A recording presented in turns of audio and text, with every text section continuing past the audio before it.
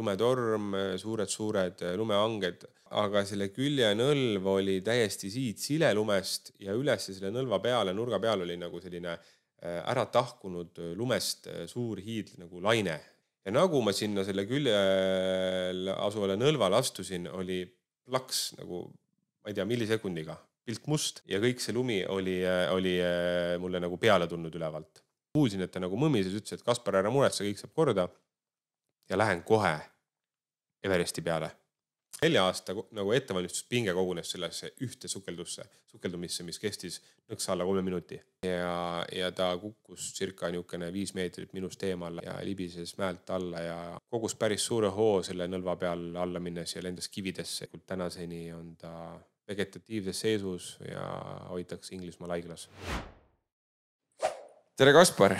Tervist! Me peame sündmustest ette ruttama.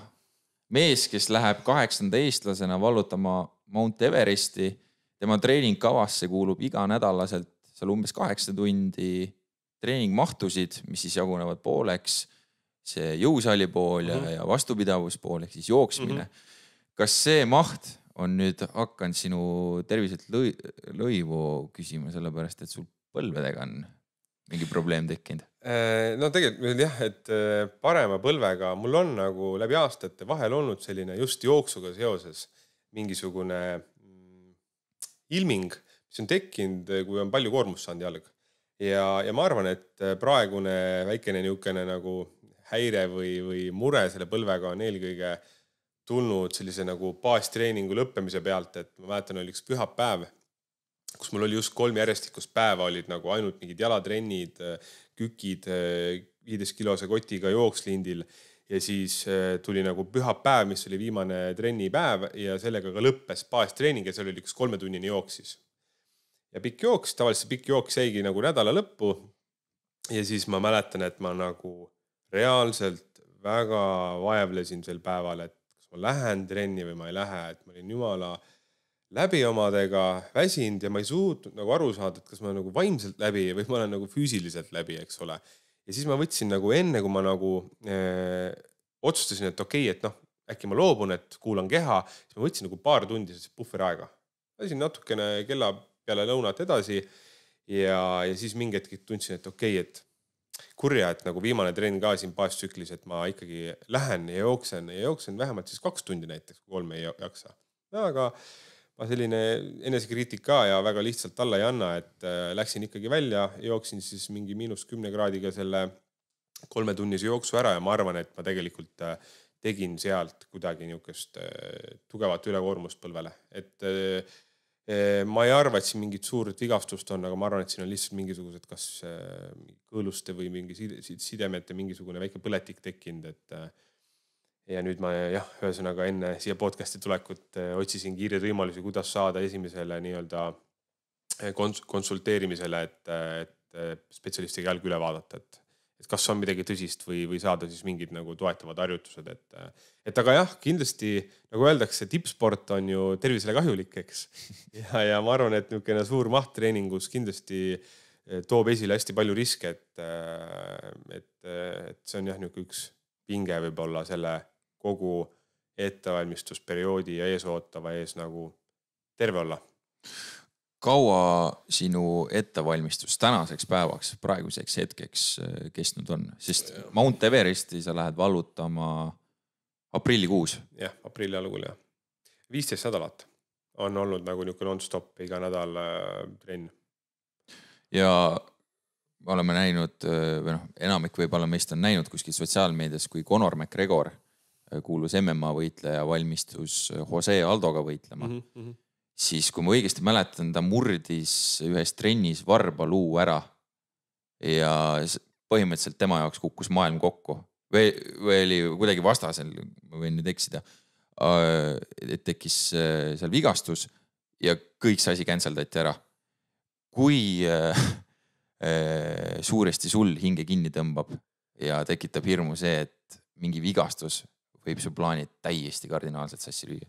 No jah, see on, ma arvan, väga nagu teemasse küsimus, et see ongi üks kindlasti võib-olla kõige suuremaid stressi nagu tegureid, mis mis nagu selle ettevalmistusaeg on, et see ettevaatlikkus ja niisugune nagu ennetamine, et ei tekiks tervisega mingeid probleeme. Et igasugust tehnilist ettevalmistust, on see köietöö või midagi sellist praktiseerida, et selleks ei ole sul vaja nagu 5 kuud iga päev midagi panustada või harjutada, et võtad kas või nädalavahetuse ette, teed 2 pikka päeva, sul on kõik nagu skillid ja sellised oskused meelde tuletatud, värskendatud, aga vot kui sa ei tee õigesti trenni ja lased need 4 kuud täitsa valedel alustel näiteks, teed vale treeningut, noh siis see on nagu, sellel on väga suur hind nagu, kui sa valesti teed.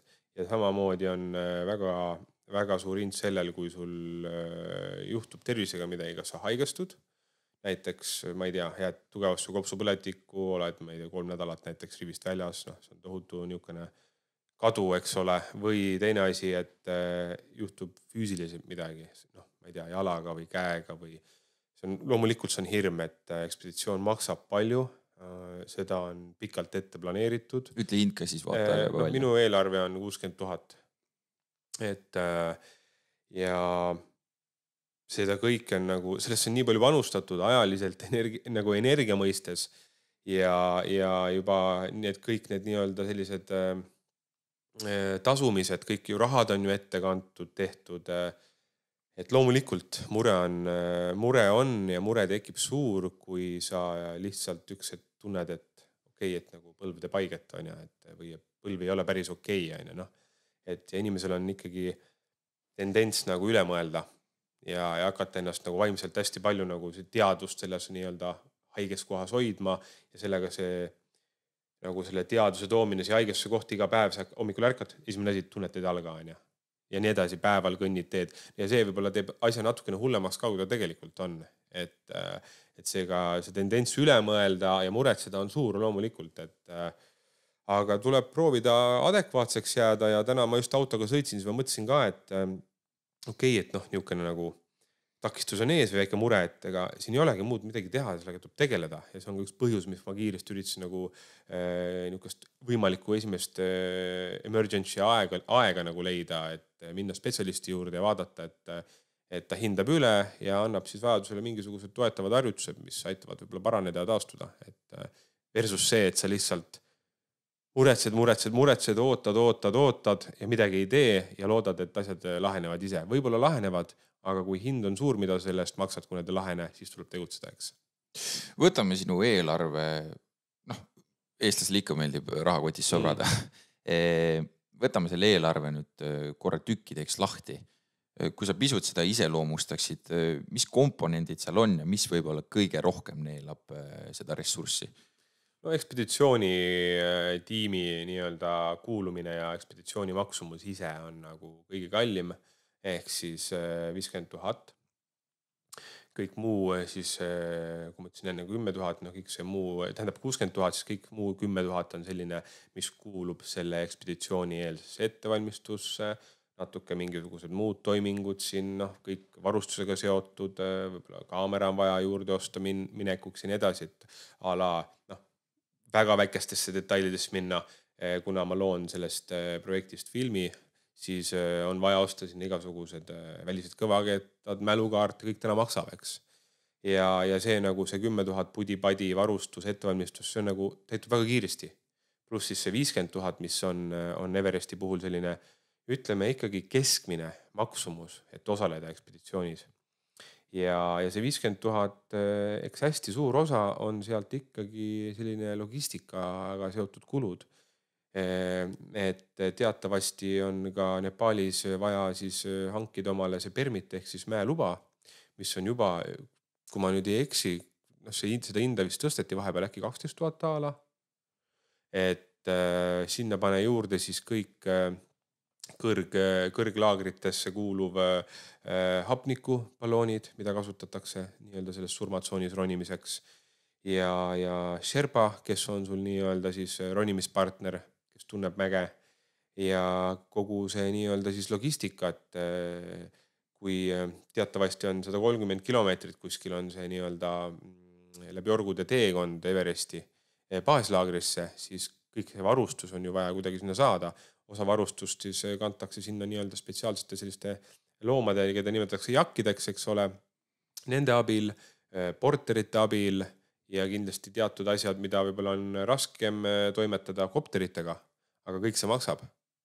Et noh, loomulikult lõpuni välja me ei tea, et palju ka saavad kohalikud need asjad tehtud tegelikult, aga see on hind täna meile, kes me siit läheme ja tahame siis Everesti nii-öelda ronida.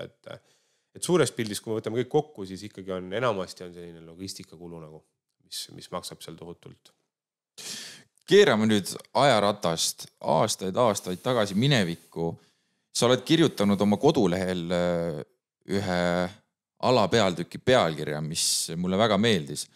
Elada ja mitte läheneda surmale kikivarvul. Ma eeldan, et selle põhimõttega sa ei sündinud, see tekkis mingis eluetapis, kui me sinuga esimest korda eelmise aasta detsembris kohtusime Tallinna teletornis 2023 ja sa seal Mount Everesti seiklusest rääkisid, siis sa ühe minu küsimuse peale vastasid, et sa noore poisina olid suhteliselt ebakindel. Mis hetkes see murdepunkt saabus, et nii, nüüd ma hakkan kõike täie rinnal tegema ja ühel päeval, kui karp pea kohal kinni läheb, siis olen ma kõik teinud ja mitte ühtegi kahetsust hinge ei jää? Jaa, see hakkas, ma arvan, see tekkis kuskil 25 aastaselt äkki, kui ma nagu enam-vähem peast meenutan praegu. Jah, täna on meil 2024 kuskil, jah, 2014, 2013-2014 aasta, ma arvan, seal, sinna kanti, kui ma hakkasin tegelema vabasukeldumisega esimest korda, motocrossiga. Ma arvan, et sealt nagu kõigepealt tuli selline nagu usk üldse, et võiks teha nagu selliseid vähe mehisemaid asju ja karmimaid asju ja ekstreemsporti. Aga selline nagu, noh, ma ei tea, kas päris täpselt õige on öelda kriis, aga selline hästi tugev elu üle filosofeerimine ja niisugune nagu korraks stopi peale panek ja nagu enda ümber oma elu vaatlemine tekkis kuskil 26-27 aastaselt. Ja siis oli pigem nagu see koht, et okei, et tänaseks on nagu elu elatud, on õpitud, on töötatud, on küll oma ettevõtlust tehtud, on sporti tehtud, aga mis edasi ja mis on see, mis ma siin elus nii-öelda saavutanud olen tegelikult. Midagi, ma ei pea siin silmas seda, et mis ma olen saavutanud, et nüüd raha kokku kraapinud või investeerinud või säästnud, vaid ma mõtlen midagi, mida keegi ei saa minult nagu ära võtta. Ja siis nagu tuligi selline mõtlemine, et see tugevalt süübitud ja mõeldudki, et kas juhul, kui ma mis iganes põhjusel näiteks homme sureksin või jääksin raskelt haigeks ja kui ma siis oleksin kuskil surivoodil või kuidagi väga piiratud võimalustega elus, et kas mulle meeldiksid need kahetsused või mõtted, et ma midagi väga tahtsin teha, aga ma ei teinud neid asju, et see oli nagu selline üks võib-olla mõttekäik, mis ajendas nagu mõtlema, et okei, mida ma siis teen. Aga jah, et see oli niisugune raske ja keeruline aeg, kuidagi olin ennast ära kaotanud, ma mäletan, et ma olin tol hetkel ka värskelt ühest suhtest lahku läinud, ja ma arvan, et see ka nagu kindlasti mingi X perioodiks võimendas kõiki need enda sees olevaid tundeid ja segadust. Ja see oligi võib-olla niisugune väga hea kompott, mille pealt nagu hakata kasvama. Et see kasvamine täna on ka niisugune klišee, et see on hea koht, kus kasvada, aga tegelikult see on ju kõik õige, eks ole, et kui sa ei mõtle, kui sa järeldus ei tee ja kui sa siis ei käitu vastavalt, et kuhugi poole liikuda, siis ju tegelikult ei kasva, et sa oled lihtsalt ühes kohas, kus on mugav, kus on hea, virised, jorised ja tõenäoliselt oled seal 5 aasta pärast, 10 aasta pärast. Et see oli jah niisugune, võib-olla ma mäletan, et kui ma lugesin, et siis oli, Google ütles mulle, et see on nagu quarter life crisis, nagu, et niisugune veerand elu nagu 100 aastast on justkui nagu, me ju kõik mõtleme, et 100 aastat, et võiks võib-olla elada, aga mina võtsin lihtsalt, et nagu 100-st on see nagu 25 selline 1/4. Ma ei tea, miks ma eeldasin, et äkki ma elan 100-aastaseks, äkki elan. Aga jah, et see oli niisugune väga hea koht, kus nagu mõelda, et mis edasi, mis minust saab, mida ma endaga kaasa viin ja mida keegi minult ära võtta ei saa, et sul on üks lause, mille sa oled õhku paiskanud. Juba noores eas olen käinud üle eksistentsi lävepakku, mis tõttu tähistan tänaseks nüüdseks 2 sünnipäeva. ja. Mis see tähendab? See tähendab seda, et kui ma olin kunagi 9-aastane, siis oli vabariigi aastapäev, 99 aasta, 24 veebruar ja oli tohutult lumine ilm, lumetorm, suured lumeanged, väga palju lund ja me olime vanas sõjaväe osas, kus me kaevasime lumekoopaid suure niisuguse vana Vene angaari peal. Ja siis oli aeg hakata koju minema õhtul circa 6 aeg, kuna meil oli emal-isal nagu laud kaetud, pidupäev selline, et sööme koos õhtust. Ja meid oli seal mitu tükki sõpradest, aga mina ja siis mu teine sõber ütlesime nagu mu vennale ja teistele sõpradele, et okei, et kuule, et me hakkame liikuma, väikse poisid 9-aastased on ja, et hakkame liikuma, et kombe on nagu märg ja külm on ka, et me lähme juba ees koju. Koduni oli võib-olla niuke, ma ei tea, kilomeeter, 1,5 äkki maad. Ja hakkasime siis minema ja me läksime läbi sellise vana lasketiiru. Ja seal lasketiirus, see on nagu pikk lasketiir, selline nagu kõrged nõlvad külje peal ja otsanõlv siis, kuhu lastakse.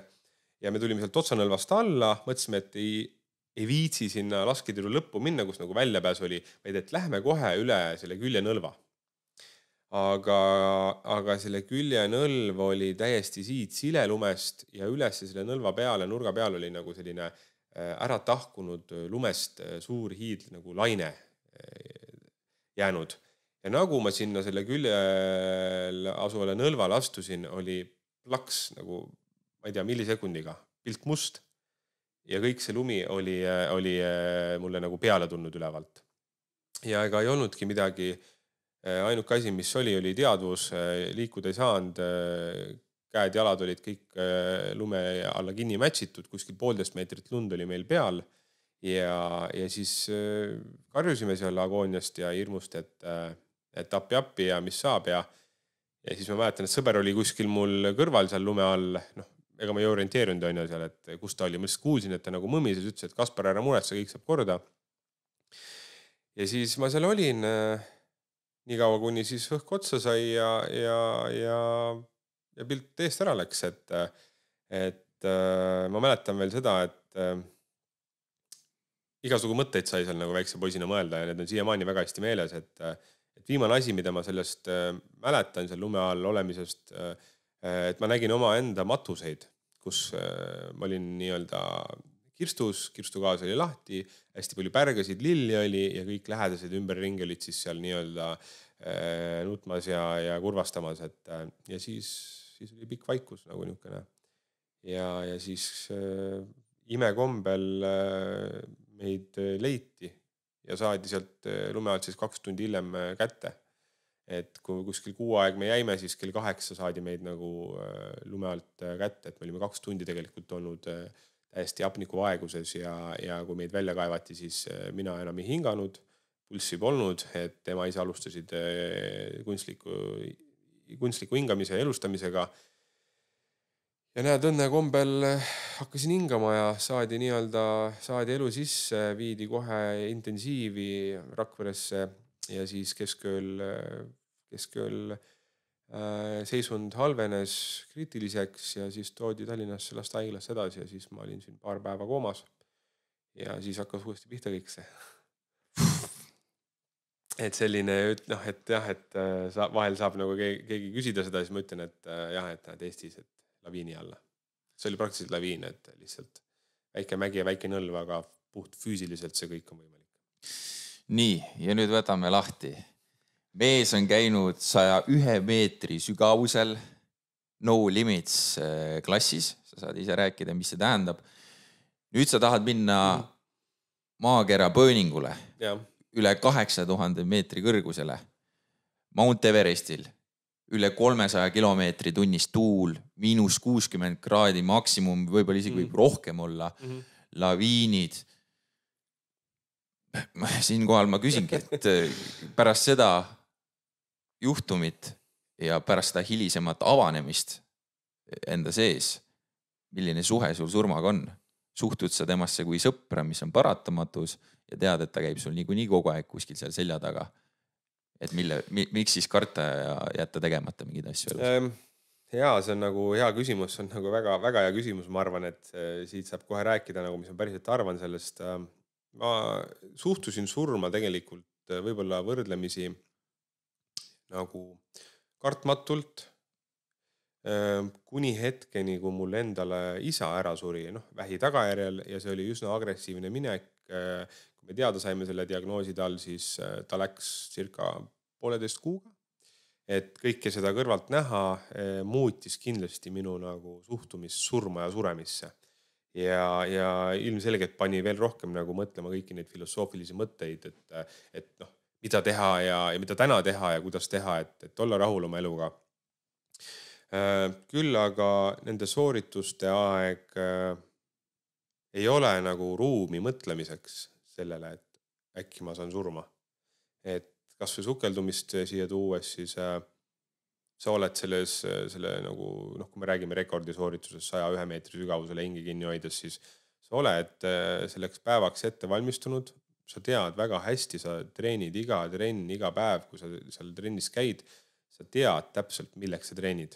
Sul on kindel nagu selline mehhanism, asjade kooslus, järjekord, süsteem, mida sa teed. Ja kui nüüd tuleb see oluline hetk ja see päev, kus sul on vaja nüüd see kõik nagu ära realiseerida, siis sul on nagu, you put your mind into it, nagu põhimõtteliselt sa paned nagu täiesti fookusesse ennast ja sa ei mõtle nagu sellele. Ja on ka trenni aeg juhtunud selliseid olukordi, kus nagu on mingisugune nagu kriitiline moment olnud. Et see on uskumatu, kuidas tegelikult inimese aju võib väga kiiresti kohaneda ja väga kiire otsuse teha, mida sa pärast nagu seal veepinnal turvalises keskkonnas nagu tagantjärele mõtted ja nagu imestad, et uskumatu, et ma ei jäänud mõtlema selles olukorras, vaid oli nagu sekundiline mõttepaus ja järgnes kohe automaatne tegutsemine, et nagu instinkt, eks ole. Et see surma üle mõtlemine kindlasti oli varem nagu leebem, niisugune kartmatum. Täna ma mõtlen palju rohkem teisiti sellele. Ma ei ütleks, et ma kardan, aga ma olen teadlik, et need tegevused, mida ma teen, rääkides näiteks Everestist, siis ma see ei ole nagu niisugune melanhoolne mõtteviis, vaid ma leian, et see on realistlik mõtteviis, et ma olen ka enne seda ekspeditsiooni mõelnud tegelikult läbi neid asju, et on väga võimalik, et see võib olla ka puhtalt ronija jaoks ühe otsa pilet. Sa lähed ja sind enam tagasi ei tule siia. Et need mõtted on mind paratamatult mõnikord rasketel päevadel, õhtutel, magama minnes voodis nagu rünnanud. Ja eks need on nagu niisugused võib-olla keerulised hetked, kus sa hakkad mõtlema perele, lähedastele, tüdruksõbrale, kõigele, mis on kallis sina, ja siis hakkad nagu ikkagi, sa tunned nagu ohtu. Ja ma arvan, et see on nagu selline võib-olla tegelikult järele mõeldes hea turvaline asi, mida mõelda, et see aitab sind ka võib-olla nagu natukene kainemana hoida. Et sa ei lähe nagu niisugune YOLO attitude'iga, eks ole, et nagu suva, let's go, et tegelikult eesmärk on ikkagi ju tagasi tulla elusalt. Ja tipp ei ole see number 1, et kogemus on number 1 ja minna ja anda endast maksimum. Aga see, et minna ja proovida tippu ja tee peal selle proovimise käigus ära surra, sellepärast, et sa astusid üle oma varju, see ei ole kindlasti eesmärk. Et ma leian, et surm on selline veits tabu teema meil täna ühiskonnas, et kõik nagu kardavad seda, aga tegelikult kui natukene rahulikumalt ja loomulikumalt mõelda, siis surm on ju sama loomulik kui on sünd. Lihtsalt tihtipeale on see ootamatu ja kiire surm selline, mis inimesed lööb nagu tempost välja või verest välja nii öelda. Aga tegelikult ju surm paneb meie ajale ju tegelikult väärtuse. kui surma ei oleks, me kõik siin venitaks oma asjadega, ei õpiks, ei paraneks, ei võtaks ette midagi, mina ka tõenäoliselt võtaks, et aeg on, et ma 20 aasta pärast võib-olla, kui on palju rohkem raha, palju lihtsam võib-olla need asju teha, et eks siis on. Täna, kui sa mõtled sellele, et aga kas ma 20 aasta pärast üldse olen siin, ma ju ei tea. Võib-olla on trammi alla siin Tallinna tänaval, võib-olla avastatakse 10 aasta pärast mingi haigus, millest ma ei parane. Ma ei tea, eks. Pole mõtet oletada ka, aga pigem siis teha täna, kui sul on võimalus teha need asju. Et ma arvan, et see on suhestumise küsimus, kuidas sa surma suhestud. Kui sa kardad, siis see saboteerib sinu elu. Kui sa võtad seda nagu mingisuguse hea infona või sellise nagu kainestava väärtusena, siis see kindlasti aitab kaasa sulle, et olla pigem nagu efektiivne elus, ma arvan. No aga lämmegi kõigepealt põhja ja seda kõige sõna otsesemas mõttes. 2020 aasta lõpp Egiptuses. Ja.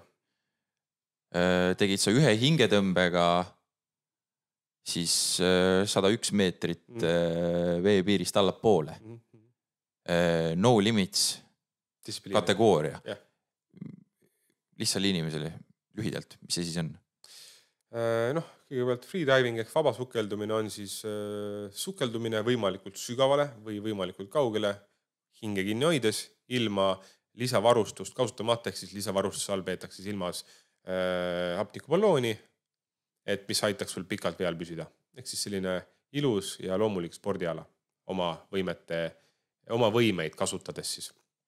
Ja no limits on üks paljudest siis distsipliinidest, ehk siis distsipliin on, ütleme siis nii-öelda sukeldumisviis, kuidas sukeldutakse ja no limits on siis sügavusse sukeldumine, kasutades spetsiaalselt sellist raskust, me nimetame seda kelguks, ehk siis see on metallist väikene nagu pukk, kui nii võib öelda, mille peal sa oled ja kui selle nii-öelda siis pidur lahti lasta, siis ta hakkab sind vaikselt sügavusse tõmbama. Meil on alati nagu vabasukeldumises on köis, mis on orientiir ja siis see köis on alati selleks, et me suudaksime nagu vertikaalselt üles alla liikuda, et me sügaval vees ei kaotaks ära sellist nagu, et me hoomaks, kus on pind ja kus on põhi, eks ole, et turvalisuse teema. Ja siis see kelk hakkab mööda seda köid siis vertikaalselt alla liikuma ja sellist viisi siis nimetataksegi no limitsiks, et lihtsalt täpsustuseks veel nii palju, et kui raskusega lähed alla, siis üles tulemine on no limitsi puhul üldiselt kahte moodi, kas tuled ise ujudes ülesse või teine asi siis tuled, kelgul on selline kokku pakitud õhukott, mis tuleb põhja jõudes siis välja tõmmata ja kelgu küljes on ka selline surve all balloonis õhk. Ehk siis sa pead praktiliselt süstemaatiliselt keerama selle ballooni lahti, kus hakkab vooliku kaudu siis sinna kotti õhk tekkima. See kott täitub õhuga ja puhtalt füüsika jõul siis see õhk hakkab sind tagasi pinnale tõmbama. Ja selline see sukeldumine siis välja näeb.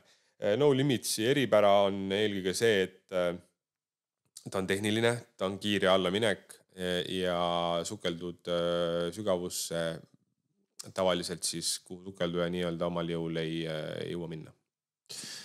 Parandu, kui ma eksin, see 101 meetrit peaks olema Baltimaade tippmark.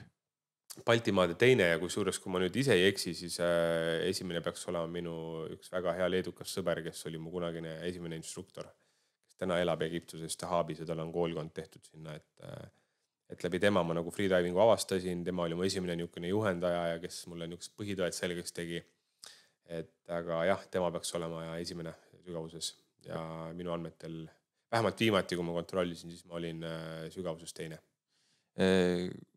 Plaanid sõbrale ära ka teha, praegu sa oled mägede vaimustuses, aga ühel hetkel uuesti vee alla minna? Ja, need mõtted on igasugused, et mida edasi teha ja tegelikult vesi mulle väga meeldib. Vaba sukeldumine on midagi, kuhu ma olen väga palju energiat tagunud ja väga palju õppinud, et mine sa tea. Ja siis üks hetk tekkis sul armastus või suur kihk minna hoopis vastupidises suunas. Lihtsalt olgu ära mainitud kuulajale, vaatajale, et kui sa seal Mount Everesti tipus ka nüüd ära käid, siis sa oled vist kõige pikema amplituudiga eestlane kogu kogu maailmas niikuinii, terves universumis kahtlemata. Ehk siis inimene, kes on käinud täiesti põhjas ja kõige kõrgemal, ehk siis see vahepealne maa on ühe inimese kohta metsik.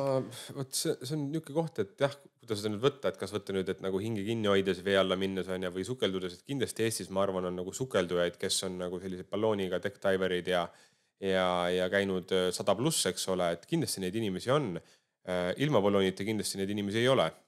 Et jah, et kindlasti üks suurimaid amplituude on see kindlasti, ma arvan, Eestis, et kui mitte kõige suurem, aga maailmas ma arvan ka, et kindlasti siin on niisugune top 5 ikka vast või top 10, kes on nagu käinud. Kuigi ma olen isegi guugeldanud seda mingi aeg, siis mina suutsin leida ainult ühe inimese ja sellest inimesest ma olin tegelikult varem teadlik ka, on üks Rootsi naine, on Annelei Pompe, kes on siis sukeldunud monofiniga, siis ühe suure lestaga, circa 100+ meetrit, äkki oli 105 või 110 midagi sinna kanti ja on käinud ka Everesti tipus ära. Aha. Et ma tean, et on veel selliseid tegelasi, jah, aga kindlasti ei ole neid palju, kes on ühtlasi Everesti roninud ja tegelevad ka vaba sukeldumisega sellisel tasemel, et seal numbrid on 100 meetri juures, et suures pildis on sul õigus, kas nüüd päris esimene, see on nüüd kaheldav, aga ütleme sinna topi kindlasti, jah. Mis toimub sinu kehas selliste rõhkude juures, mis vee all on? Kui väikese eksimise marginaal võib seal olla? Noh, selles mõttes, et kuidas nüüd võtta on, et minu jaoks ei olnud see nagu selline, kuidagi oma peas ma olin kindel, et sellist eksimust mul ikkagi naljalt ei tule. Et aga kui sa näiteks sukeldud 100 meetri sügavusele ja mis iganes põhjusel peaksid seal näiteks suu lahti tegema ja vett suhu tõmbama, noh, siis on suure tõenäosusega jokk sul. Aga jah, et noh, niimoodi võttes siis su küsimus vastates ongi see nagu piir sellest on nagu nii väike, eks ole. Sa hoiad ju tegelikult, sul ei ole ju mingit, ma ei tea, mingit asja, mis sul suud kinni hoiab või midagi. Sa ise ei hoiad suud kinni teadlikult, eks ole.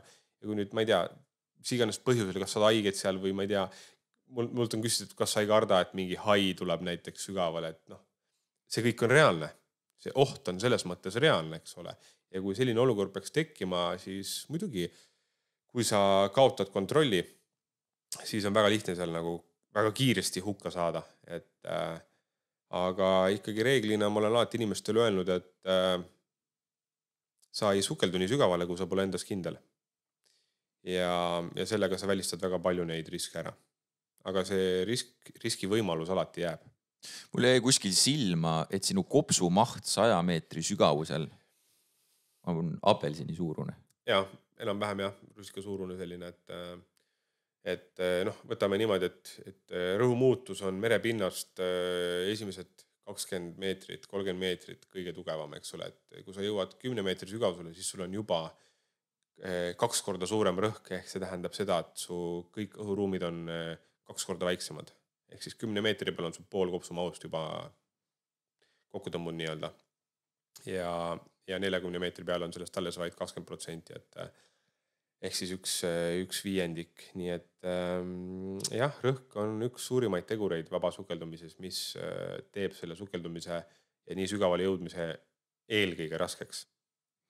Kui sa pinnale jõudsid, hästi lihtlabane spordireporteri küsimus, mis emotsioonid sind valdasid? Ja teisalt selle küsimuse teine pool on, et kui kaua sa taastusid või kui kiiresti see nii-öelda rekuperatsiooni protsess toimib? Noh, rekordist rääkides, siis rekordiga oli nagu see pull, et ma tegelikult esimese soorituse kukkusin läbi, et sügavus sukeldudes on väga oluline oskus tasakaalustada. Ehk siis põhimõtteliselt oskus tuua kopsudest õhku üles suuõnde ja seda suunata siis ninaõnde, kus see läheb läbi kuulmekanalite sul siis sisekõrva, eks ole. Ja sealt saad sa siis tasakaalustada neid nii-öelda rõhu tõttu sisse surutud kõrvakilesid. Ja kuna esimene sooritus lagunes kokku selle tõttu, ma lihtsalt neelasin õhu alla. poole soorituse peal, kuna ma ei olnud piisavalt lõdvestunud, siis ma jõudsin 90 meetrini, tulin tagasi, olin suht pettunud, närv oli veel suurem sees, sellepärast et esimene nii-öelda ebaõnnestumine oli ja mitut sukeldumist ma teha ei saanud, et tegelikult oligi nagu meil kokku lepitud, et enam-vähem 2 tükki saangi teha, et oleks ka turvaline ja kõik kogu selline nagu energy management ja et ma jaksaks ja suudaks. Ja siis, kui ma teist sooritust tegema läksin, siis ega närv oli tohutu sees ja proovis ju nagu ennast vaigistada, kus sa tead, et sul on nagu ees niisugune nagu fail juba ootamas on ja või noh, mitte ootamas, aga fail on juba ees olemas. Ja kui ma lõpuks põhja jõudsin ja hakkasin üles tulema, siis ma tegelikult teadsin juba sisimas, et tehtud on. Et nüüd nagu, ma olin üsna kindel, et nüüd nagu midagi rohkem nihu ei lähe. Et minu jaoks oli alati ikkagi põhja minek nagu kõige raskem. See ülestulek oli selline nagu pingelangus pigem. Aga jah, emotsioon oli hea, emotsioon oli loomulikult tohutu, sellepärast, et selle nimel oli tehtud nagu kõik see 4 aasta nagu ettevalmistus pinge kogunes sellesse ühte sukeldumisse, mis kestis nõks alla 3 minuti. Et see on nagu minu arust väga hea niuke nagu näide, et proovi nagu selle pingega toime tulla. Kuni selle päevani sa oled nagu teemas sees ja niuke nagu elevil ja I can do it aga kui sul tuleb nüüd see hetk, et okei mees, nüüd see hetk on siin, milleks sa oled kõik need aastad teed, mida sa ise tahtsid kusjuures. Nüüd realiseeri ära see. Vaat siis on see, kus sa näed, et kas sa oled nagu selleks võimeline, kas sa oled selle vääriline ja kas sa oled piisavalt trenni teinud. Ja see kõik nagu kontsentreerub sinna 2 minutisse, ja ilmselgelt, kui sa nagu sellega hakkama saad, siis kõik see emotsioon, mis sealt välja tuleb, on ka nagu selline, et ikkagi tõmbab silma märjaks ja tekitab tohutu rahulolu. Ja see taastumine sellest sukeldumisest nagu niisugune esmane taastumine, et normaalselt rääkida suudaks ja nagu hingata normaalselt, see oli võib-olla paar minutit. Aga peale seda niisugune pingelangus ja nagu tühjus, mis sees ootas, see võttis ikkagi nagu aega, ma arvan, nädalaid, et kus nagu kõike seda protsessi teha, et mis just juhtus ja et tegelikult ongi tehtud. Sa oled Rakverest pärit. Praegu ta on küll langenud tuhka, aga väga vinge korvpallikants. Nüüd vaheetapina. Ma ei tea, kui palju sa korvpalliga kursis oled? Kusjuures, ma mingi aeg isegi täitsa fännasin Rakvere Tarvast, siis see oli 10 aastat tagasi, veel rohkem, ma arvan, mingi 13 aastat tagasi, kui meil olid Tarvases kõik, Müürsepp oli, siis oli Kriisa, siis oli Saage, siis oli Veidemann, Allik, kes seal kõik olid, et nagu ülim tiim. Andres Sõber oli peatreener. Ja Sõber oli peatreener ja see, mis nagu toimus Rakvere spordikeskuses nende mängude aeg, see melu ja see emotsioon, see oli nagu ülikõva, ma arvan, et see oli üks kihvtimaid tiime, mis ma arvan Eesti korvpallimaastikul nagu on olnud, et siis ma nagu vännasin tulihingeliselt ja käisin mänge vaatamas. Aga täna nagu pallimäng ei ole minu suurim niisugune huviorbiit, et pole kunagi olnud ka. Mis ma jutu selle peale viin 91. aasta, kui Tallinna Kalev tuli Nõukogude Liidu viimaseks meistriks, minu hea kolleeg, lugupeetud kolleeg Kalev Kruus armastab seda näidet alati tuua. On need viimased kaadrid, kus legendaarne Jaak Salumets istub seal pingi peal ja teab, mis nüüd juhtuma hakkab, et nad tulevad meistriteks. Kõik juubeldavad, see Kalevi hall on, katus hakkab pealt ära lendama headest emotsioonidest ja Jaak Salumets lihtsalt istub seal, närib oma nätsu hästi intensiivselt. Vaata, tal oli siuke retro unts ka ees, üleni higine ja lihtsalt istub ja tühja pilguga vaatab. Ma kujutan ette, et sul vist oli ka midagi sarnast. Ja sa mõtled nagu peale sukeldumist? Ja, et ma arvan, et see on niisugune teema, mida võib-olla väga ei räägita, aga mina nagu hästi palju nagu kuidagi keskendun, nagu mitte selles mõttes keskendun, et ei jää kinni sellesse, vaid keskendun selles mõttes, et nagu analüüsin ja mõtlen hästi palju ja pööran tähelepanu sellele, et nagu üks osa on nagu see, et sa füüsiliselt teed mingid harjutused ära ja paned täiega tunde nagu kuskil treeningusse. Aga teine asi on see, et kogu see vaimne tervis ja eriti niisuguste suurte ettevõtmistega, kus sa nagu aastaid keskendud.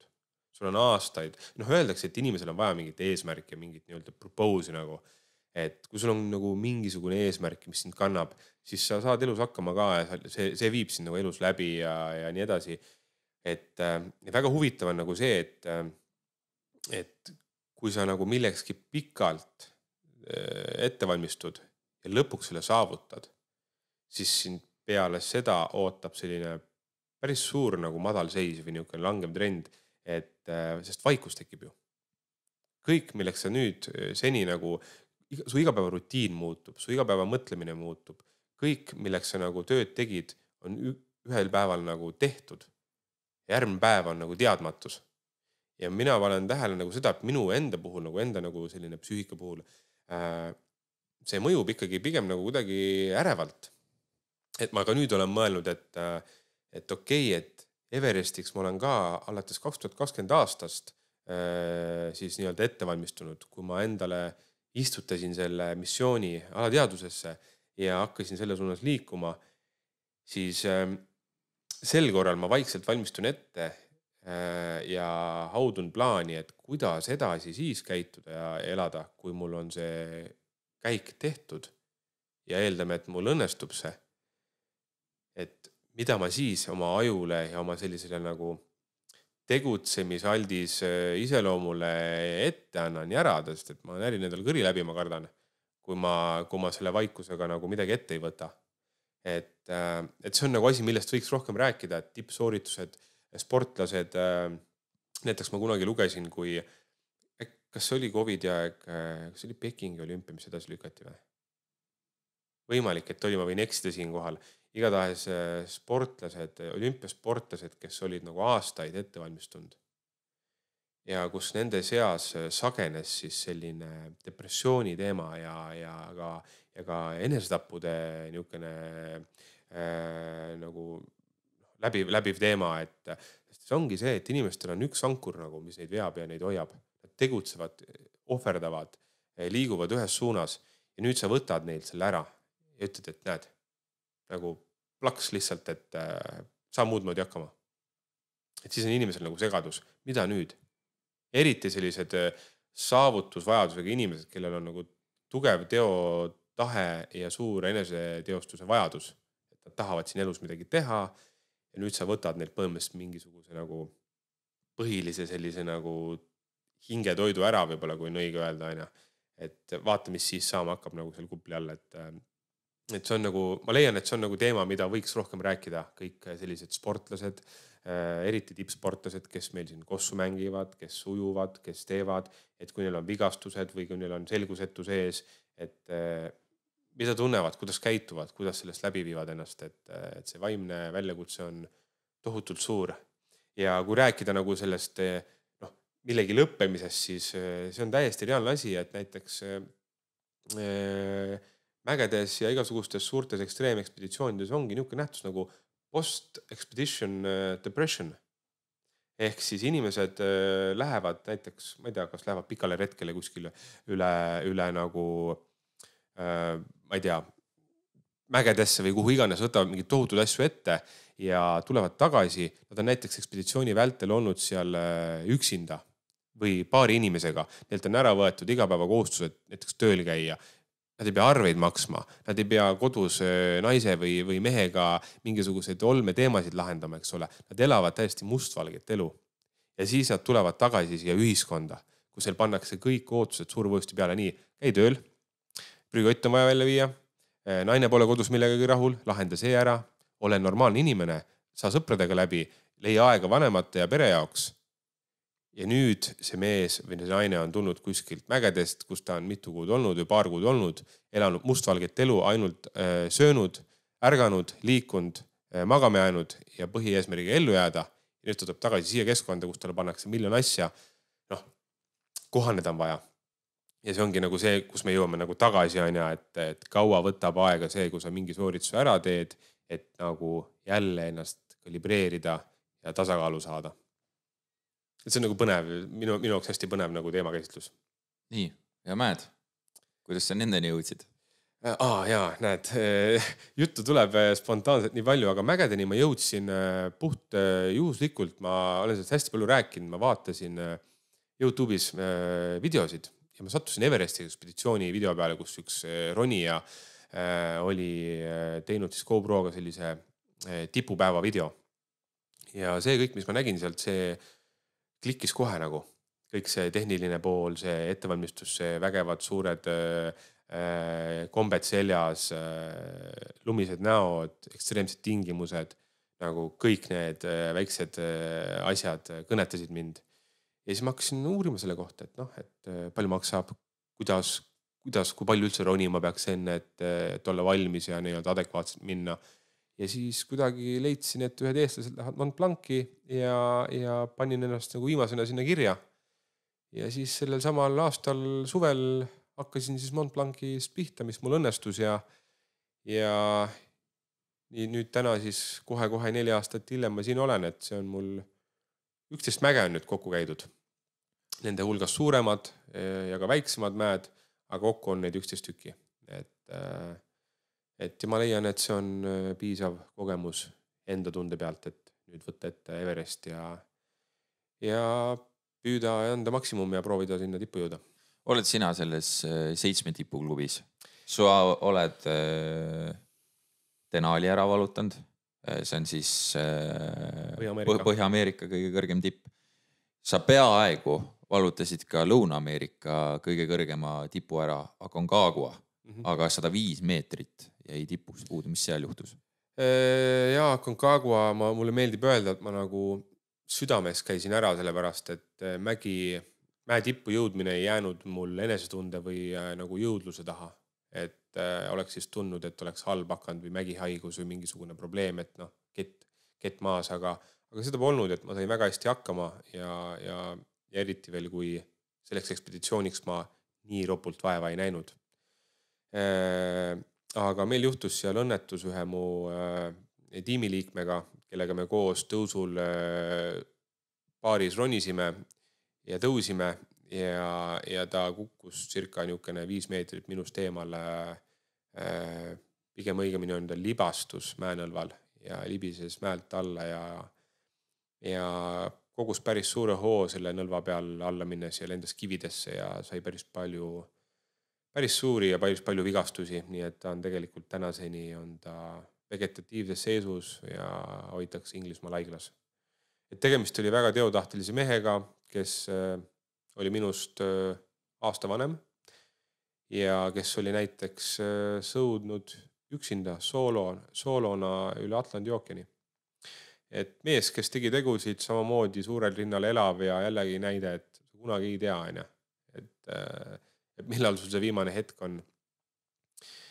Ja tänu sellele, et tema alla kukkus, siis meil oli seal suht suur niisugune kaos võib-olla mäel ja meil ei olnud julgestusvarustust, et selliste ilmastikutingimustega seda lõppu tõusta.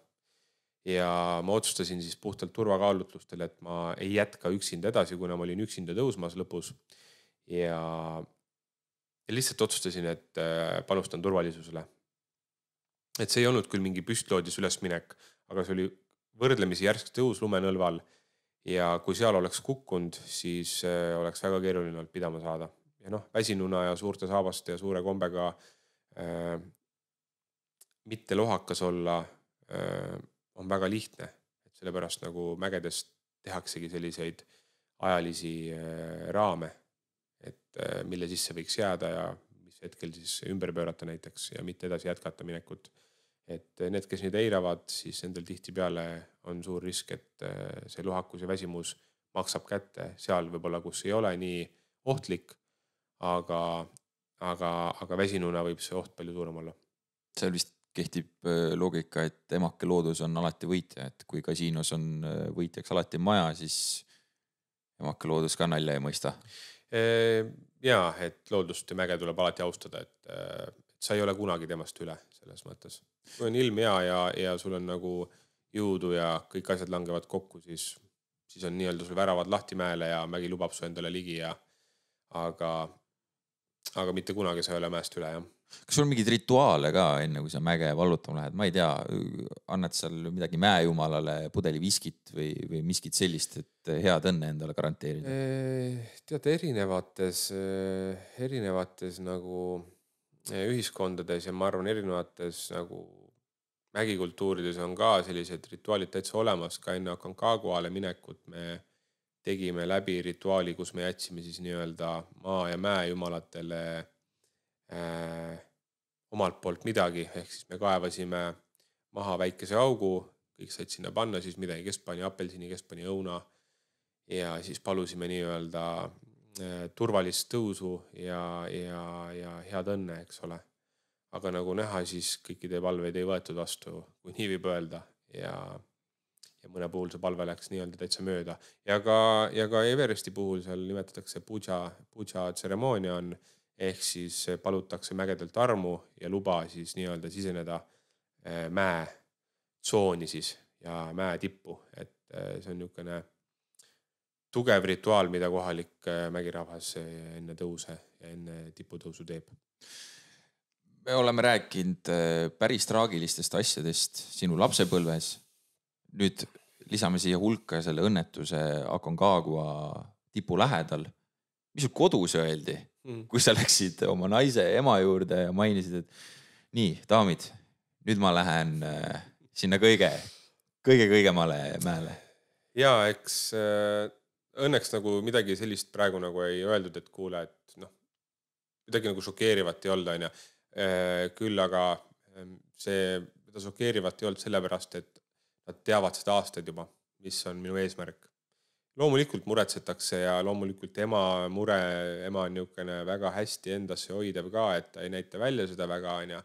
Pigem nagu fännab ja nagu elab kaasa mulle, aga ma tean taustal, et ta muretseb väga. Ja kindlasti ka tüdruksõber loomulikult muretseb, sest et ta on ise mägedes käinud, ta teab, kui kergelt seal võib asi lappama minna. Aga ma ei saa kahjuks juhinduda kellegi teise mure järgi, ma olen seda kogu aeg öelnud, ma ei soovi nagu kõlada isekana, aga see on minu elu, minu valikud ja ma teen neid asju nii, kui ma tunnen, et ma tahan ja ma püüan lihtsalt hinnata seda, et läbi selle muretsemise mõista, et ma olen kellelegi oluline ja kallis. Tööd sa teed ka, ega sa niisama käed rüpes trenni tee ja loodad, et kuidagi saatus sulle leiva lauale toob, millega sa igapäevaselt leiba teenid? Viimased 8 aastat olen ma töötanud logistika peal, ehk siis olen hoolitsenud tarneahela liikumiste eest hakkepuidu valdkonnas siis, ehk siis ma töötan sellises ettevõttes nagu Rein Paul, kes on siis Eestis üks suurimaid hakkepuidu roheenergia tootjaid. Ehk siis meil on suur selline mobiilsete puiduhakkurite tehnikapark, kus siis me hakime nii-öelda erinevaid raiejäätmeid ja kõike nii-öelda puidutööstuse jääke, mis alles jäävad, millest muidu võib-olla mingisugust sellist kasutegurit ja head ärakasutamist ei ole, aga nüüd kõik need jäägid hakitakse selliseks väikseks fragmendiks, millega siis köetakse, mida kasutavad elektrijaamad elektri tootmiseks, katlamajad soojuse tootmiseks ja nii edasi. Ja siis minu roll on olnud need 8 aastat siis seda kogu kaubavoogu majandada ja suunata siis, et need kaubad jõuaksid õigetesse kohtadesse. Mount Everesti ekspeditsioon peaks seal 50+ päeva vältama algusest lõpuni, kui kõik hästi läheb. Sa oled päris pikalt ära, 28 puhkusepäeva on ette nähtud sulle aastas, see läheb kindlasti üle. Mis tööandja või kuidas tema sellele otsa vaatab, et sa sellised julgustükke käid tegemas ja nii pikalt ka veel? No ütleme nii, et see kõik on alguse saanud sukeldumisest, kus ma kõigepealt sain hakkama oma 2-nädalase puhkusega nagu korraga. Ja siis vaikselt läksid treeninglaagrid tõsisemaks. Ma sain aru, et kui ma tahan edasi areneda nende treeningulaagrite jooksul, siis ma pean võtma rohkem puhkust. Ma pean olema 3 nädalat Egiptuses, et saada pikalt treenida ja jõuda kuhugi tulemusteni. Ja eks see hakkas siis juba need läbirääkimised, et kolleegide vahel, kes olid seotud minu osakonnaga ja loomulikult siis omaniku ja tegevjuhiga. Ja kuna ta ise spordimees, ta on väga palju saanikrossi sõitnud, väga tugevat saanisõitu teinud nagu saanispordis. Poeg tal on tegelenud saanikrossiga, isegi Euroopa hõbeda võtnud. et see perekond on tegelenud spordiga, ma arvan, et sealt tuleb ka selline võib-olla oskus hinnata, väärtustada sellist iseloomu või inimest, kes ka tegeleb spordiga. Ja kuna kõik mu ettevõtmised seni on olnud ikkagi võrdlemisi niisugused suured ambitsioonid, siis jah, respekt Paulile, kes on ettevõtte omanik, et ta on nagu kaasa mõelnud ja loonud mulle need võimalused, et olla ära. Ja muidugi kolleegid, eks ole, kes on vastu tulnud ja selle ajutise surve nagu enda peale võtnud, et me oleme hakkama saanud nagu meeskonnana. Aga see 2 kuud, see on olnud pikalt niisugune ette rääkimine, et mul on plaan minna, see kestab 2 kuud ja kuni siis nüüd pool aastat tagasi ma lõpuks siis istusin siis oma ette maha Pauliga, ütlesin, et nüüd on niisugune lugu, et mul on pool eelarves koos, mis tähendab seda, et ma lähen, et kas me saame hakkama ja õnneks mulle võimaldati need võimalused ja ega mis seal salata, loomulikult ma käisin läbi ka ju seda stsenaariumit, et juhul kui mulle öeldakse töö juurest, et kuule, sorry, et meie ei saa kahjuks võimaldada sellist äraolekut töötajale, siis jah, võib-olla kõlab julmalt, aga kuna see oli minu elutöö aastate pikkune ettevalmistus, energia, aja investeerimine, siis minu plaan B oli lihtsalt öelda, et okei, et siis ma lihtsalt lahkun töölt ja lähen oma rada. Et mitte ootama jäädes, et et okei, et töö takistab, et ma siis vaatan äkki järgmine aasta kuidagi õnnestub, et ma igal juhul kavatsesin seda võimalust elus kasutada. Seda enam, et algul, kui ma Everestist unistasin ja sinna suunas mõtlesin, siis ma olin niivõrd kindel, et mul ei õnnestu see. Sest et see vajab palju raha, pikka teekonda, et valmis olla selleks ja nii edasi. Ja nüüd, kui sul lõpuks selline kontrast on ja sul on see hetk käes, et aga ikkagi sul on see võimalus praegu, mine ja tee, siis mul ei tulnud nagu enda peas kõne allagi, et mingi muu asi oleks selle võimalus mul ära söönud. Et ma olin nagu selleks raskeks sammuks ka valmis. Sa ütlesid 11 mäge, mis hetkel see klõps ära käis, et nüüd ma olen lõpubossiks valmis? Ma käisin ära Denali 2022 aasta, tulin tagasi, siis läksin uuesti Mont Blanci ronima läbi sellise tehnilise marsuudi, mis oli parajalt raske ettevõtmine, ma eeldasin, et see on nagu kergem. Ja siis hakkasin planeerima Aconcaguat ja tegelikult ma teadsin, et see on 2 varianti, et öeldakse, nagu erinevad inimesed ütlevad erinevalt, aga suur osa on öelnud nii, et Aconcagua on hea ja piisav proovikivi enne Everestile minekut. Ja kuna teda tegelikult liigitatakse 7000-liseks, ta on 6900, 6962, kui ma ei eksi. Ja ma lihtsalt ise olen alati tuginenud nagu enda tunde peale, mitte liiga palju teisi kuulanud. Ma olen alati lugenud endast pädevamaid ja kogenumaid inimesi, kuulanud nende nõuandeid, aga olen otsus alati ise teinud vastavalt enda tundele, kas ma tunnen, et ma olen valmis või mitte. Ja kuna mul oli nii palju erinevaid asju all, et sukeldumised ja mäed ja ka mingid tegevused, kus keegi oli mul öelnud varem, et ei, et sul on vara veel. Ja ma läksin ja tundsin ennast hästi ja tugevana ja tegin ikkagi need asjad ära hoolimata mingisugustest arvamustest, siis ma arvan, et see kasvatas sellist enesekindlust ja oskust ennast kuulata. Ja kui ma Aconcagual olin, siis Aconcagua suur eesmärk oligi saada tagasisidet, et kuidas mu keha toimib nagu 7000 kõrgusel ja saada tagasisidet ka nendelt inimestelt, kes on rohkem kogemusi saanud ja seal mäel minuga nagu koos. Ja kui ma sain sealt meil nagu ekspeditsiooni liidritelt sellist head tagasisidet, et sul on tugev samm, sul on hea liikumisstiil, sa liigud väga jõudsalt ja sul on hea vorm, siis minu jaoks oligi nagu see, et that's it. Et mul oli nagu teine variant oli teha 1-8000 veel vahele, et vaadata, mis nüüd 1000 meetrit kõrgemal on. Aga sellega ma oleks pidanud panema circa kuskil 20 000 eurot järgmise ekspeditsiooni peale. Plus, kui see oleks tehtud olnud, siis uuesti Everesti peale veel siis see 60-50 000, eks ole. Ma leidsin lihtsalt seda, et ma säästan selle 20 000 ja lähen kohe Everesti peale. Sest et Everesti ekspeditsioon on nii kui nii pikk. Ja ma pigem panustan sellele, et ma valmistun suuremalt kui kunagi varem ja olen iseendas lihtsalt valmis, et minna lihtsalt pikale ekspeditsioonile ja kohe siis 8000 pluss. Ja see minu nii-öelda siis mõtteks saigi ja nii ma siis toimisingi. Käesoleva podcasti alguses me rääkisime tegelikult ära sinu ettevalmistuse füüsilise poole pealt. Milline see iganädalaselt on, käime uuesti üle, seal umbes 8 tundi nädalas füüsilist, siis nii-öelda jõusaalis rassimist ja siis vastupidavust jooksu näol ja sa vist teed ka mingi eraldi hüpopoksia masin on selle asja nimi. Hüpoksia, jah. Hüpoksia, jah. Et hästi kiiresti jälle, mis imevidin see on? Hüpoksia termin tähendab hapniku vaegust, hapniku vähesust siis kudedes, eks ole, et praktiliselt, mis see masin teeb, kui meil mägedes on hapniku vaegus tekkinud siis sellest, et õhurõhk on madal, mis siis nii-öelda tõmbab hapniku molekuulid hästi hõredalt laiali, iga sisse hingatava õhuga me saame vähem hapniku kui muidu. Mida kõrgemale läheme, seda hõredam see õhk on.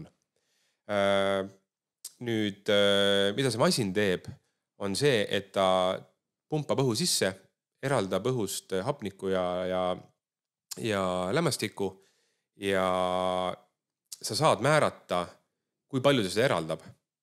Ehk siis ta pumpab välja õhu, milles on väiksem hapniku protsent.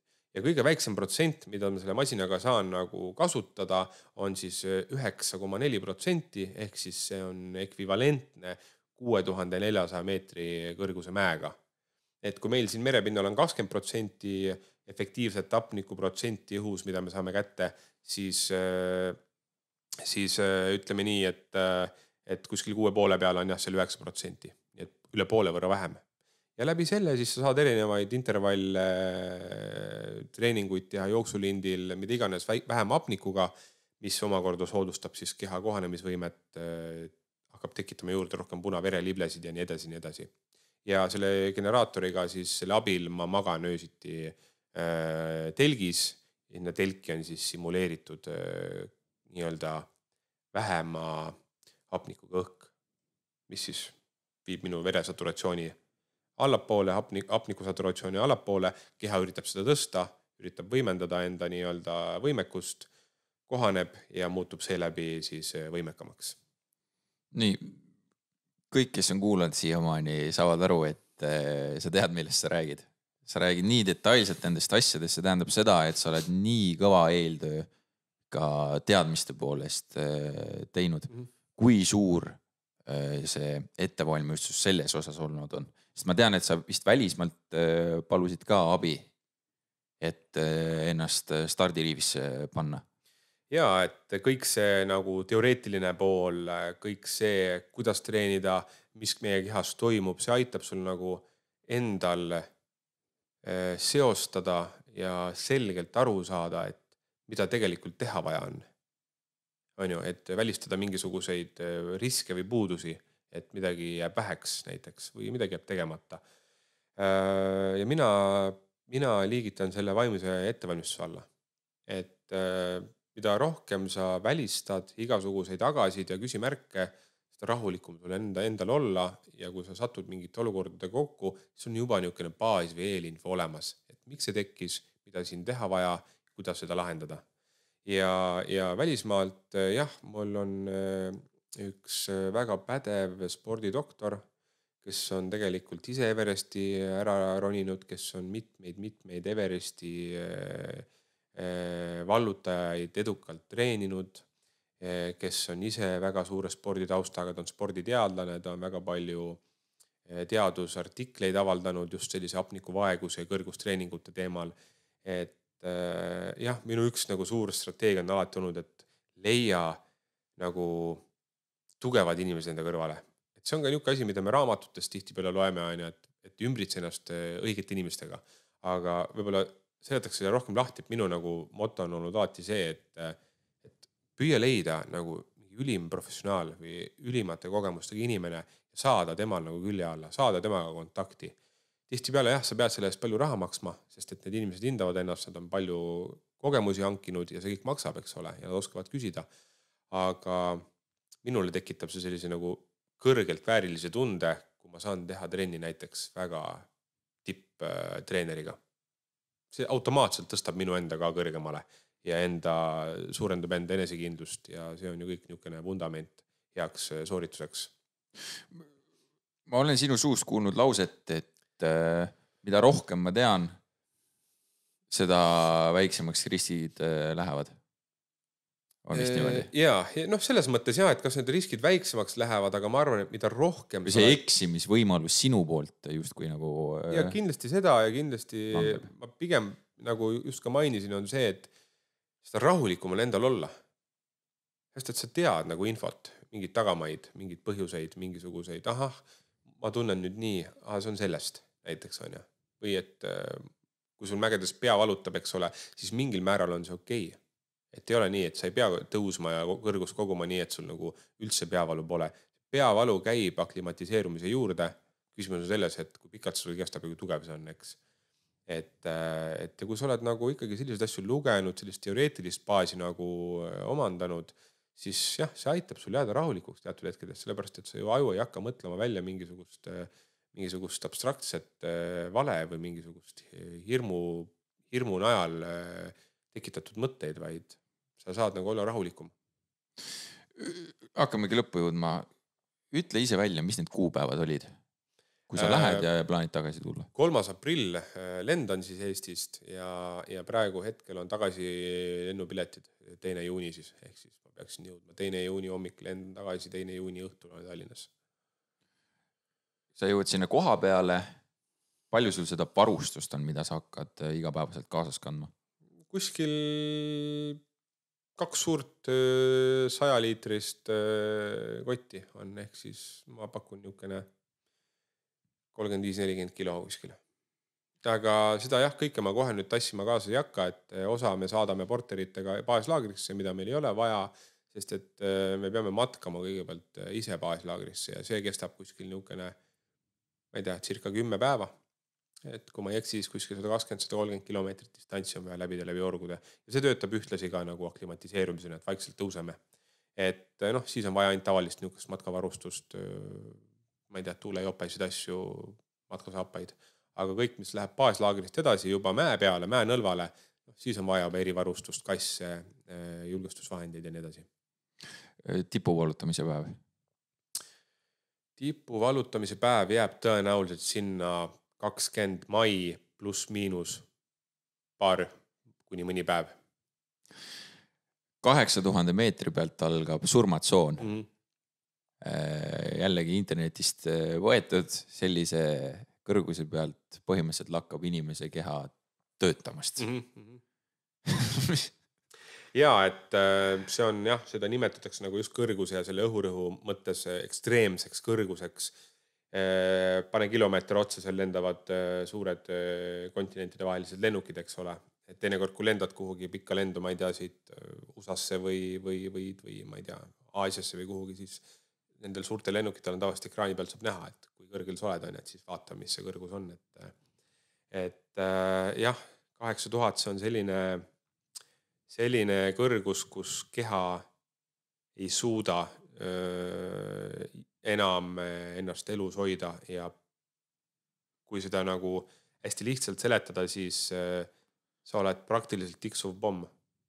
Iga tund on loetud, mida kiiremini sealt tipus käid alla tuled, seda parem on ja seda suurem tõenäosus on, et sa sealt eluga alla tuled. Et iga tund on nagu arvel ja eks see teebki ka sellise nagu igasugused juhtumid ja apsakad seal mäel nagu eriti selliseks tuliseks, et iga väiksem möödalaskmine, väiksem probleem on seal korrutatud nagu 10-ga. 300 pluss inimest on oma elu sinna mäenõlval jätnud ja kõige hullem on vist see, et ega keegi neist ju, ma arvan, väga vähesed jõuavad kodumulda. Kui ikkagi seal lähed, siis sinna jääd ka teistele vaatamiseks. Tuleme nüüd sellesse aega, et sa oled selle ära vallutanud. Fantaseerime nüüd natuke, mis siis tegema hakkad? Sa oled täitsa põhjas käinud, sa oled täiesti tipus käinud. Äkki peaksid siis nagu sinu teine hullumeelne kolleeg Rait Ratassepp siin vahepeal midagi tegema hakkama? Ultramaratone või rattaga väntad siit, ma ei tea, teise maailma otsa. Eks neid mõtteid on olnud ja mult on küsitud seda küsimust nagu palju, aga noh, ma ei panustaks täna nagu liiga palju energiat sellele ette mõtlemisele, et mis nüüd järgmine asi on. Küll aga ma tunnen, et ma tahan natukene puhata ja rahu saada, et kõik need aastad on ikkagi väga intensiivsed olnud ja just rääkisime puhkusest, siis ikkagi enamus puhkused on mul nendele 6-7 aasta jooksul ju võetud ainult sihipäraselt mingi treeninglaagri või mingi mäe jaoks, et ei ole niisugust asja, et ma lähen kuhugi sõpradega, ma ei tea, pallile lihtsalt puhkama või nii-öelda tantsima, et ma arvan, et tahan puhata lihtsalt. Ja kindlasti üks asi, millele ma olen mõelnud, on see, et hästi paljud küsivad, et noh, kuule räägi natuke enda sellisest nagu käekäigust, et kuidas ikkagi nagu usud ja kuidas sa nagu neid asju ellu viid ja kuidas need õnnestuvad sul. Et ma arvan, et see on nagu üks niisugune järgmine lehekülgedest, et ma kindlasti tahaksin neid kogemusi jagada eelkõige noortega, et alustaksid inimesed võimalikult varakult oma täispotentsiaali sellist kasutamist. Ja lihtsalt, et natukene võib-olla tuua maa peale inimesi ja panna neid rohkem uskuma, et tegelikult ongi väga palju asju, kui mitte kõik, siis väga palju asju on võimalik, millest me julgeme mõelda ja unistada. Et ma arvan, et see on selline nagu loomulik jätk võib-olla, et nüüd ma olen saanud nii palju oma toetajatelt, kaasaelajatelt, kõik, kes on panustanud, et elus peaks nagu selline tsükkel käima ring, eks ole, et saad, siis anna vastu. Ja see on kindlasti, millele ma tahan nagu panustada tulevikus. Kas see nüüd hakkab olema täismahuliselt kohe järgmine aasta või selle aasta lõpus, aga ma arvan, et ma annan nagu elule sellise voli minna loomulikult ja kui ma olen nagu sellise nagu mõtte õhku visanud, et näed, et sellist asja teha tahaks, siis elu on näidanud, et tavaliselt ka sinnapoole need asjad liikuma hakkavad. Raamatut saame lugeda tulevikus? Kindlasti. Kirjutad ka juba midagi? Ei kirjuta, kusjuures ma olen mingisuguse sellise hüpoteetilise sisukorra nagu paika pannud. Enam-vähem teemapunktidena, et mis seal on. Aga ma räägin, et kuna nii suur eesmärk ootab veel ees ja see võib väga palju minu nagu vaateid mõjutada kõigest, mida ma kogen ja mida ma nagu ise seal tunnen ja teen, et siis jah, mingisugune nagu mõte on maha pandud. 8 eestlane oled, kui ära käid? Oled sa rääkinud siin mõne varasema käijaga ka? Jaa, et olen ikka, et Katrin on üks minu selliseid esimesi Eesti alpiniste, kes mind väga oma tegemistega inspireeris ja me oleme temaga koos käinud mägedes. Ja ma olen temalt üht-teist ikkagi infot saanud, on minuga jaganud oma kogemusi, asju võib-olla, mida nii lihtsalt netist kohe kätte ei saa. Et jah, et olen uurinud ja olen uurinud ka välismaa ronijate käest, kes on käinud mitmeid kordi, et see on üks minu niisugune strateegiaid ja võib-olla taktikaid, ütleme nii, on õige öelda, et uurida ikkagi inimeste käest, kes on käinud. Aga seeläbi jätta ruum sellele, et kõikidel on erinev kogemus. Pikk jutt. Üks ilus mõte ka võib-olla kõikidele inimestele. Sinul algas see sellest, et sa vaatasid enda sisse, hakkasid krossi sõitma, ennast vormi ajama, sealt tuli kõik muu hea. Need on palju, kes tegelikult on oma elus täpselt samas vanuses, täpselt samade probleemide ees, aga võib-olla ei leia teid. Kuidas sina nende hingele koputaksid? Ma arvan, et ma julgustaks inimesi rohkem ennast kuulama ja mitte ennast niivõrd nagu keelama.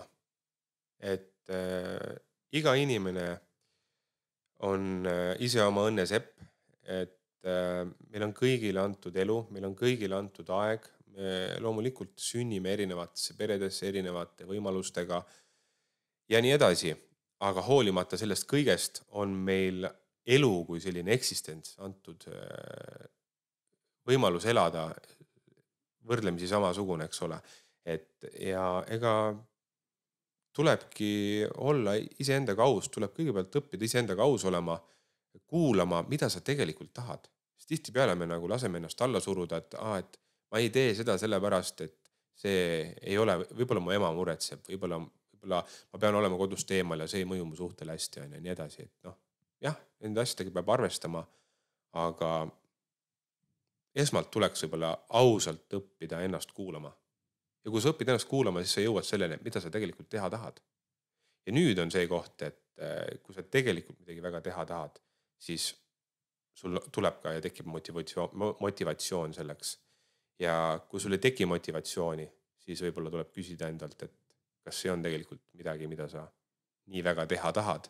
Võib-olla oled sa lihtsalt mõjutatud teatud faktorite poolt, ühiskonna poolt, sotsiaalsete normide poolt, et mis võib-olla paneb sind kuhugi suunas liikuma, et kuidagi võib-olla olla aktsepteeritav, aga tegelikult see ei ole üldse sinu teema.